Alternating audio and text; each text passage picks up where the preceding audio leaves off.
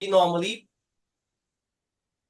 these are some measures we normally employ to basically apply physical security for our house, for our organizations, and so on. So like that, every organizations have some sort of a guards to be applied in various shifts. So you have around three shift guard, because normally we have around 8 hour duty per person. So you have around three guards guarding the premises 24/7, because there are good amount of critical asset in a given organizations. If there's a big organizations and they have a couple of offices, they might have electrical fences, they might have dogs, they might have number of guards increase, and so on and so forth. Nowadays, Yeah. it's a big budget in terms of banks specifically.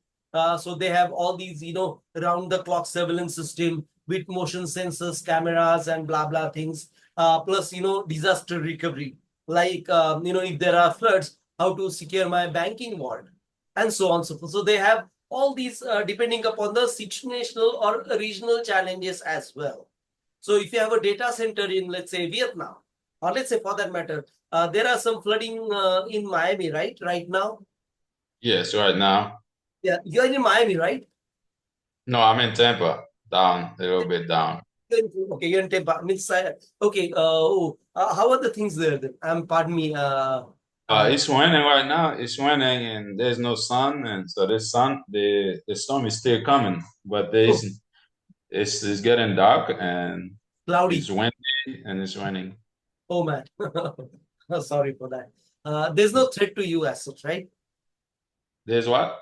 There's no challenge. There's no threat to you. There's no any damage to your house or your office. No, Okay. uh-uh, because it's just starting to come. So I hope there's nothing, no damage to my office or home or nothing. Sure, sure. Even in Mumbai, we have good heavy rains today and yesterday. So we are also have a heavy rain warning.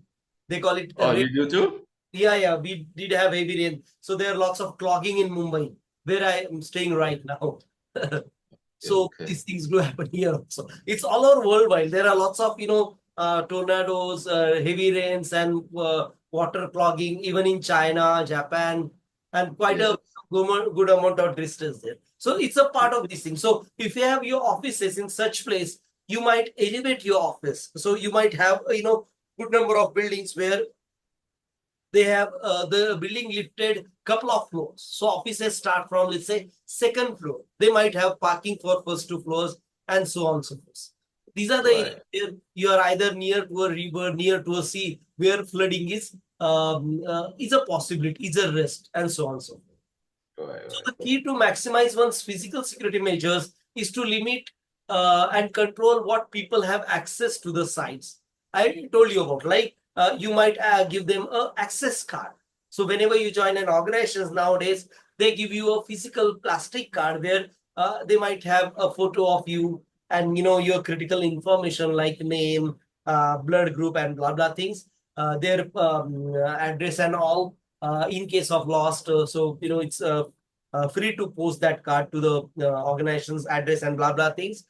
So these are called access cards. So they have controlled access of people who can enter your office and so on, Yeah. enter your facilities. So access Yeah. control basically encompasses the measure taken to limit the explorer to certain asset, and these are what you can say physical asset access, right?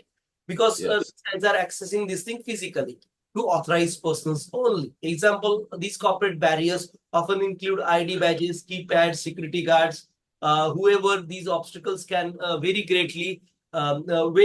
greatly in terms of method, approach, and cost. Again, depending upon your company, how secure it. Yeah. I used to work for Enterprise Rent a Car, and I was the team lead for their insurance integrated services.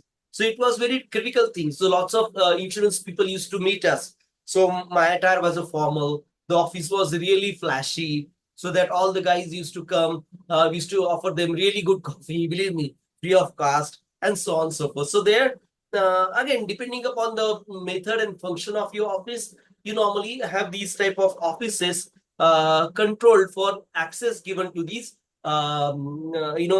intruders, given to these visitors, so on and so forth.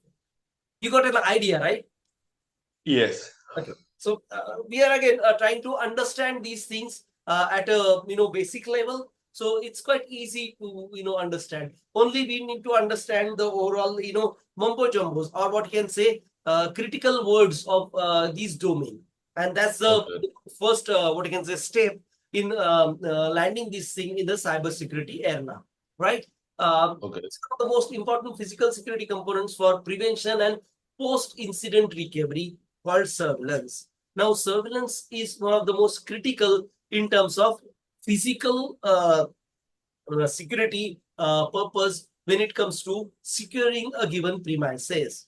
Nowadays, even quite a few, different houses, they have these home sensor based, surveillance camera, or they put around 2 or 3 surveillance camera to cover all 360 degrees across your, uh, Yes. across your home, right? You might have Yeah. also, even where I live in my apartment, we have around 17 different cameras to cover Hmm. all the entrances, the lobbies on each floor. I live in a building on the 10th floor. So we have 10th floor building apartments where we have surveillance cameras on the floors, even 5, 6 camera on the ground, and so on and so forth. So this is how we normally make sure anybody is entering without permission, we can caught him with the photos and blah blah things. And it's required by the police department or local police department as well. And that's why we have to comply to their, this surveillance demand also. In this case, refers to the technology, personnel, and resources that organization use to monitor the activity of different real world location and facilities like banks, bank vaults, data centers specifically. Have you visited any data center by any chance? Yeah. No, I haven't. But you've seen from outside, right? Yes. Yeah. So you could, feel there are so many, personal roaming around, so many cameras, this angle, that Uh-huh. angle, infrared camera, motion camera, and blah, blah things. So this way, they are really basically make it what you can say a foolproof security solution for such scenarios. And that's why this is a kind of really important scenario in terms of a criticality addressed as depending upon the asset. And that's why we are going to understand these things in terms of physical security. These examples can include petrol guards, heat sensor, notification system, and blah blah things. There are some pressure plates you might have seen in the movies, right? So if you step up Yes. on a wrong step, there are alarms sounding and blah blah blah things. There Hmm. are physical security is a preventive measure, is a reactive measure, an incident response tool. So this is basically a kind of response tool rather than proactive things. Most of the things we have to do it proactively, right? Like the surveillance system, like the penetration tester who test if anybody can penetrate. So these are kind of, if any thief comes to you, which is not approved, you can caught him. But again, he have entered your premises or enter at least the first level of your premises, right? So these are what they Yes. call preventive measures or reactive tools.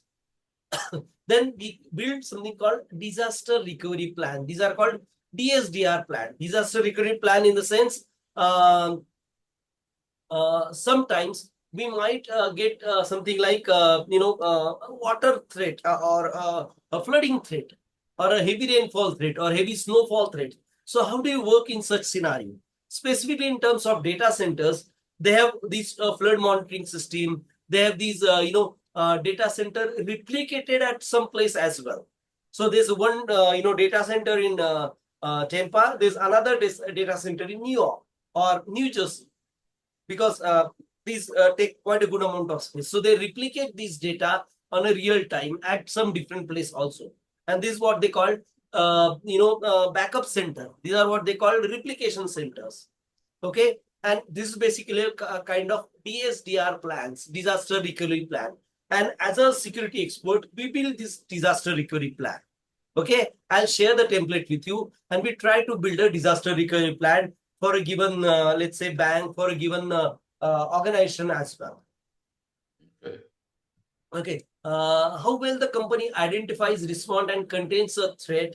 The only way to ensure such disaster recovery policies and procedure will be effective when the time comes to it to implement the active testing.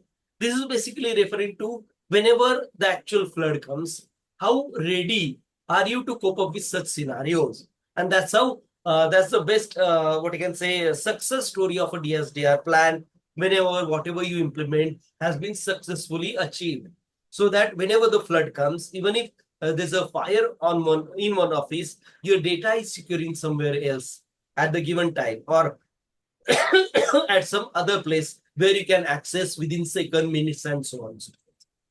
And that's why we normally have a replicated data center, one center and another center as well. Okay. So Okay. this is a disaster. We'll basically try to build a disaster recovery plan. Don't worry about it. But you should remember DSDR or disaster recovery. Okay. Your profile should have these words and all. And we'll make sure. Don't worry on that. Any confusion on these slide? No, there's no confusion. So let's move on. Now, surveillance. I think we discussed this thing.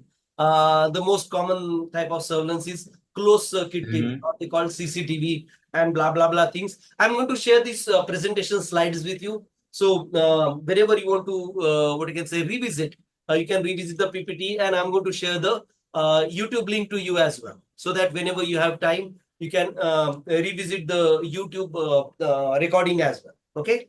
So Okay. please Okay. read that part. If you have any confusion, please do ask.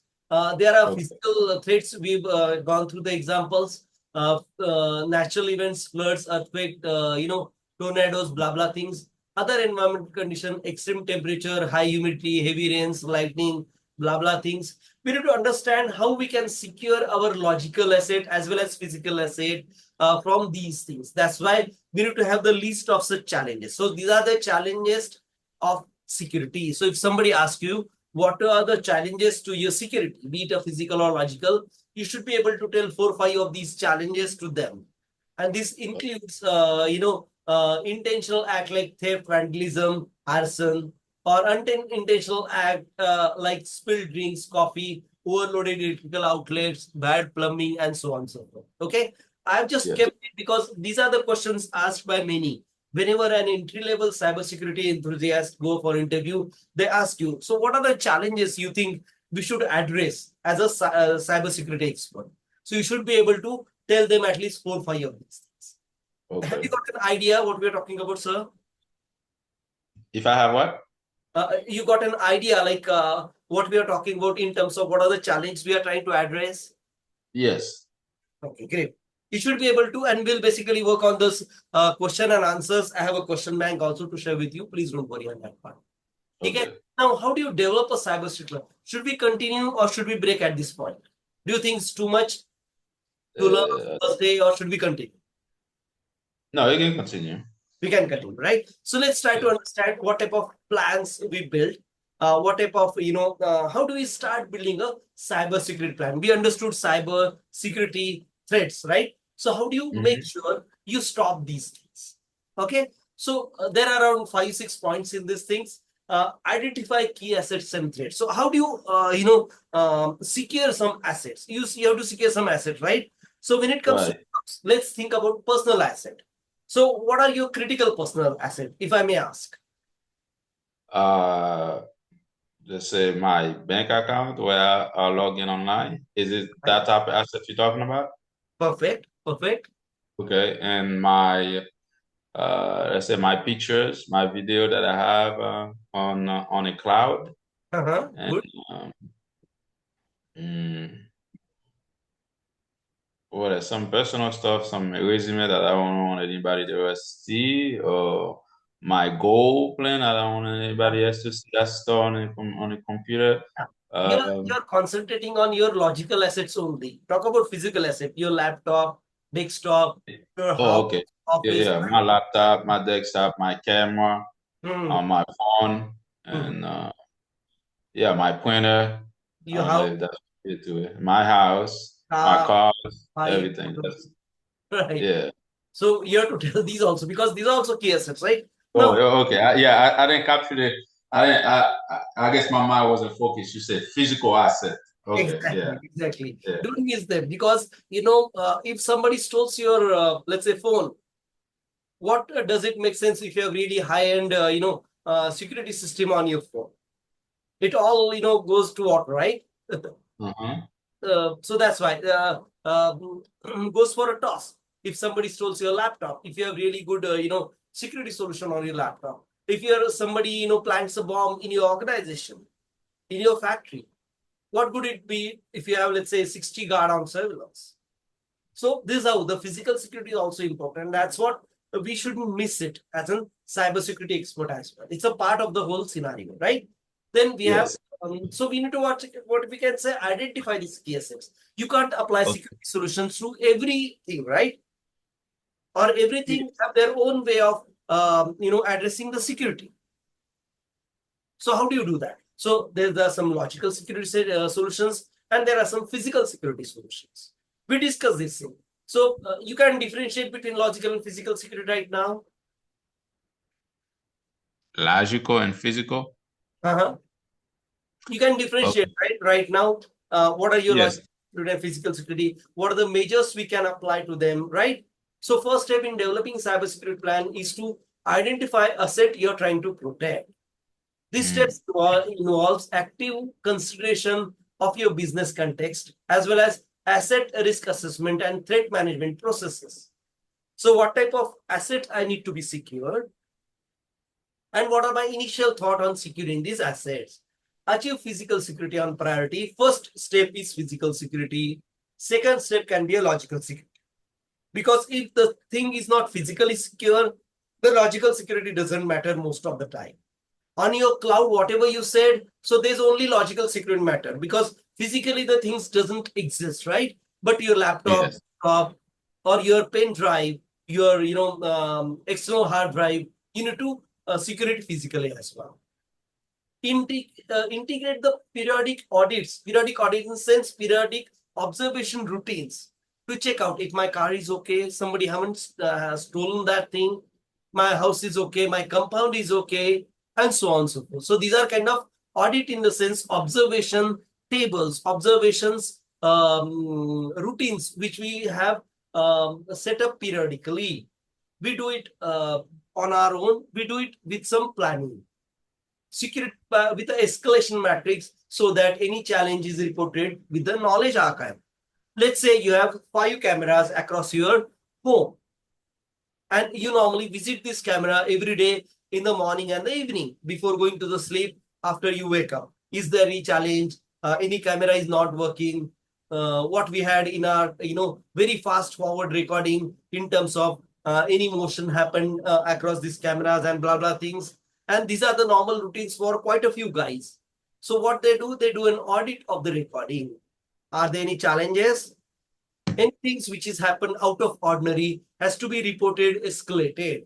If the camera is not working, that has to be also sorted out. If we can see there are dogs coming out of on my compound and doing some really bad things, I need to stop them. So I might what you can say put a fence on the compound saying okay dogs shouldn't come or any fence got damaged. I might need to repair that fence and so on and so forth. So these are kind of audit is an observation periodical. You do observation periodically, and that's what they call it audit.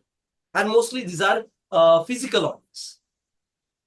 This is the first step. Identify key assets and threats. So key assets and their threats. Okay. Please take it as a homework. You might use pen and paper to write down your physical assets on priority. Let's say write down 10 of your most important physical asset and what are the threat associated with it. Okay. Could you do that? Yes. Okay. So please take this as a homework.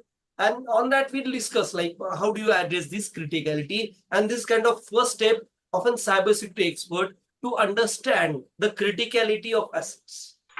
Then it Okay. comes then it comes to prioritization of that asset. How do you prioritize the asset criticality? Is my phone is more important than my desktop? Is my car is more important than my house or house is more important than car? Again, it's a personal thing rather than it can't be same for you and me. I might like my car more than my house, or I might feel my house is much more secure than my car. And It's this is whatever you choose. It's whatever you choose is more important, right. technically. Right. So for personally, this can be different, but still we should be able to attach our criticality and the assets to it, and then understand the threats, understand the risk. Like if I lose my desktop, what are the risks available with it? What are the things I might miss? What are the thing? What are the work which might get stopped, and so on. So right? What are the threats? Okay. So after passing your asset or list of asset, threats, risk, next step is to prioritize them, which is more important to me. I should go by priority, right? I might not Yes. rebuild my compound if just one dog peeps into it, or if very small part of the compound got damaged due to some dog or kid playing and blah blah things. It might take a couple of days, or I might say, "Okay, I'll do it on weekend," and these things do happen. So that means you have reduced the priority of that compound repairs to a level where you understand the risk attached to it. Okay, so we need to Yes. understand these things. What are the risks? What are the threat and their balances in there?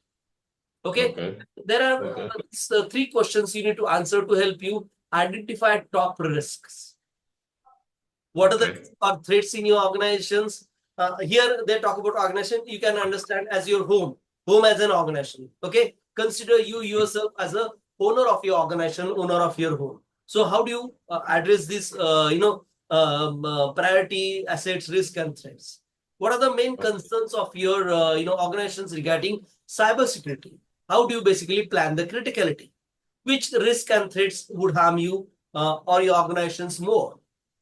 We can Okay. then go on determining countermeasures, threats to each of these risk threat identified, classify them from an easy wins to the hardest to achieve, and we'll basically build this trolley strategy. If you do it for you, then I can guide you how we basically go on building for a bigger organization. So doing it for me is the first step towards cybersecurity. Could you Okay. understand that, sir? You ask a question? Yeah, yeah. Is it Could you short? understand? Yeah, you can understand the importance of that homework we just thought through. Can you? I'm writing it down. So the first one is, what is the most important of your asset? Okay, Uh, that's the second. What was it? I had to look for a pen.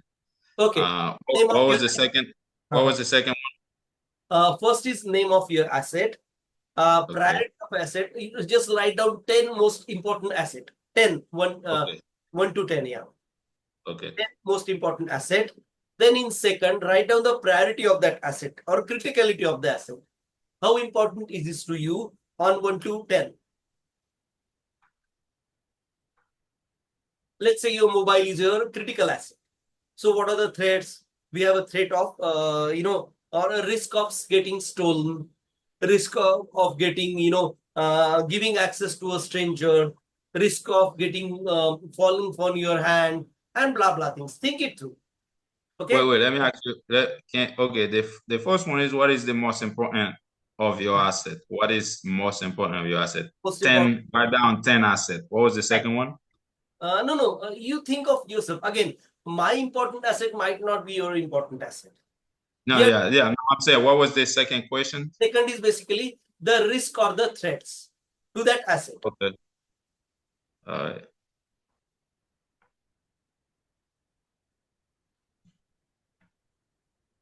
Okay. A Third third. is the priority among 1 to 10 of that asset. What? Say that again. Priority of that asset. See, every asset Okay. life might not be critical, right? Yeah. So we need to prioritize among 1 to 10.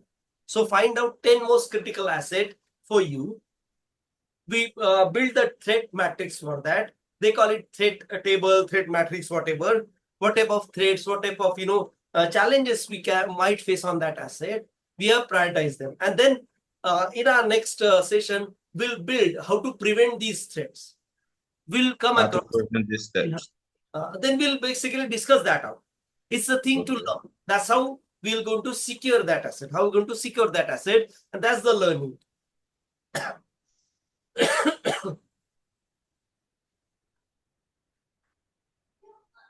Okay. Okay, so do it Mhm. for me, and we'll discuss in our next session what are the next steps. Okay, then we'll basically build about these things. and then we'll build this, a table with 6 columns where we'll try to understand all these vulnerability, business objectives, and blah blah things. I'll walk you through. Okay? So Okay. let's stop here today. Okay. Any questions you have for me? No, so far so good. So far it's clear to me, and I like the fact that you you ask question to the training. You got me involved, not just listening, but get involved, ask question to get me and I like the interaction, and I like the fact that you give me something to do research, to study, to be part of it, not just sit there and listen to something. Basically, let me tell you, you have to learn, right? So you need to basically do quite a few things. As well as cybersecurity is not very matured subject, believe me. So, and there are lots of things changing almost on a weekly basis. Believe me, Okay. there are, we're going to learn around 30 odd tools which might get obsolete within next year or so. And these things do happen. Okay. So I'll also guide you a couple of websites where you can find out the actual tools which are used in company, wherever we're going to Okay. work for. So that also kind of thing. So here you need to spend your at least 3 hours a week to keep yourself updated. Believe me, that's the normal requirement of cybersecurity. Okay. Okay. Even if you start working as a legal cybersecurity assistant or a lawyer, you need to spend at least 3 to 4 hours a week to understand if there are new legislation, what are the assets they've addressed to, what are the clauses they've built for that assets to, and so on and so forth. You understand the clauses, right? We use Yes. this in our legal, terminology. Yeah. So those clauses I'm talking about, are they regional? Are they state oriented? Are they federal laws? And so on and so forth. So these are the research expected out of any cybersecurity enthusiast progressively. That's why you need to put your efforts. Believe me, and it starts from today. We'll have a session day after tomorrow. Okay. Okay. Okay. Uh, and please pardon me if the day gets skipped between day and night and blah blah things. These things do happen. But I think your morning is my evening. Uh, Okay. I'm Okay. I think around 9 hours ahead of you. Okay. These things do happen. Please don't worry. And I'm in India right now. So morning, evening, there are some day changes also sometimes. So please don't worry about that part. Okay. Okay. As the Okay. meeting was for me, it's Thursday, Saturday, and Monday, I believe. Okay. That work for you? Yes. Okay, perfect. And this time suits you, right? Yes. This This time in time, the morning yes. fits me. Yeah, Because yeah. I drop off the kids in the morning, and then after that I have the time to do Great. that. Perfect, perfect. Okay, so build on this list, and we'll discuss this list next time. Okay. Sounds good. Perfect, perfect. Great, great. All right. Chalo then. Thank you. Meet next time within, let's say, a day after tomorrow. Okay. Sounds good. Okay, sure. So All thanks. right. Great day. Bye. Bye You too. bye. Bye. Take care. Bye. Bye.